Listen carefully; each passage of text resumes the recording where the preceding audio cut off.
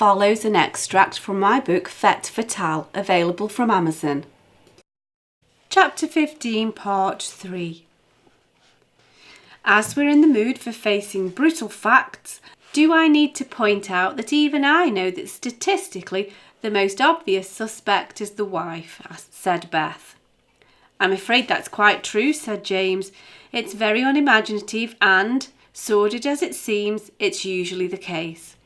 The fact that Jean is now a very rich lady, even before all the properties sell, merely adds weight to the presumption. Why now, though? I spoke to their solicitor and that policy that now is being claimed was set in place years ago. It's been paid into for decades, so why now? If we're casting Jean in the role of prime suspect, how did she get him to swallow any heart tablets at all? Asked Beth. I know they've never take pills, and she can't have slipped them into his food. Surely he'd taste them. I don't see how it was possible. From what Dr. Wainwright says, he'd have to have swallowed a fair amount and at regular intervals to be sure of success. Are we presuming that Betty's tablets were the culprit? And if so, how strong were they? For the present, we're guessing that Betty's missing tablets were responsible, simply because we have no alternative at present, said James.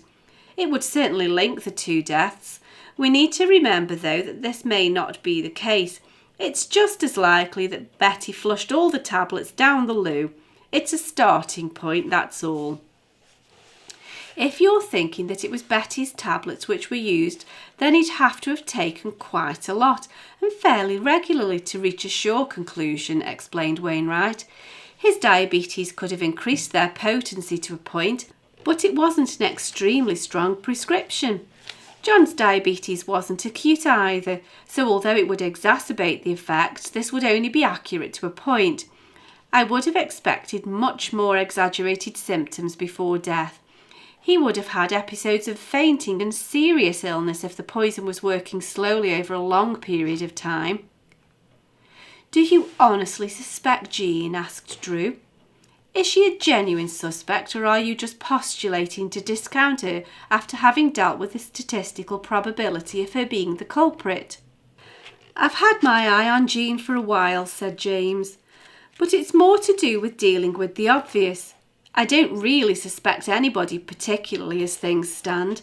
There's no doubt that Jean had the most obvious motive of financial gain, and she had the easiest access, said James. Is financial gain a satisfactory motive? Asked Maddox. We know that they were still well off, relatively speaking. If John hadn't dithered about selling the house in France, they'd have ready cash coming out of their ears. We know that John made a great fuss saying that he couldn't face Jean with such a prospect, and yet the evidence is that Jean is quite willing to sell up, and is in fact doing just that. She's been set up as quite the bad guy, but there's no real evidence to support the idea. All we've got is what John's been telling anybody who'll listen. Well, if the motive is dodgy, then ease of access is just as tricky, said Wainwright. It'd be jolly difficult to keep cramming crushed pills into his mugs of tea. They'd taste nasty too. If they didn't take pills as a rule, it'd be a risk to pretend that she was giving him vitamin pills each day all of a sudden, although it's possible. Fair enough.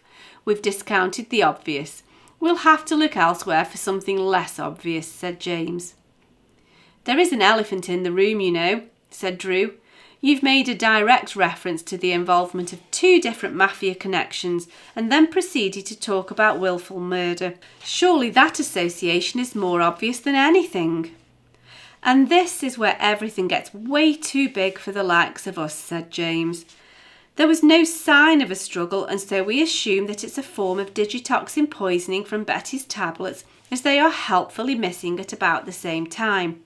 These mafia guys are professionals, it's true, but poisoning just isn't their style. I still say that this whole thing has a local feel to it. Nevertheless, Drew, you're right to point out that we simply can't ignore the ridiculously obvious. From what I read in John's correspondence, I didn't get the impression that he was in very deep, if in fact he was in at all. He may have been considering turning a blind eye to a bit of smuggling, but I don't gather that it went any further than that. The emails didn't suggest that it had progressed into actual business dealings. Perhaps he had got cold feet and changed his mind. Or perhaps he went right ahead with it all and became much more careful in covering his tracks, said Maddox.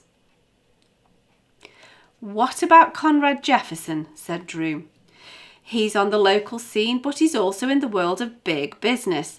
He says he doesn't know that list of names, but does he? Could he have bumped John off? He says that John was alive when he left him, but it's only on his say-so that John wasn't dead by the time he left. Did he clear away vital evidence from the scene of the crime? Even if he didn't actually do the dirty work, he might have been part of the clean-up operation. Wainwright picked up on the theme that Drew suggested. He could have been responsible for getting the poison into John's system. He could have cleared away some drinks cups after their meeting, one of which might be carrying the remnants of digitoxin in it. Or it could have been injected. Conrad Jefferson struck me as a genuinely nice guy. It's a strange thing to say of someone who's just come out of prison, but I can't imagine him killing anybody. Mind you, I've never seen a murderer before, said Maddox. I'm afraid that there isn't really an archetypal murderer, said James. Most murderers are really nice people, save that one flaw in their ethics. We've obviously got to be on our guard. We've got a wide range of hypotheses and we need to keep open minds. There's plenty for us to be thinking over. Just take care and be extremely discreet. Needless to say, all of the things that we've discussed are to go no further than ourselves. Do you understand, Beth? Not even your underground network of buddies is to know. It's too dangerous. Beth nodded her head to show that she understood the situation. Quietly under her breath, she said, "Poor Hyacinth.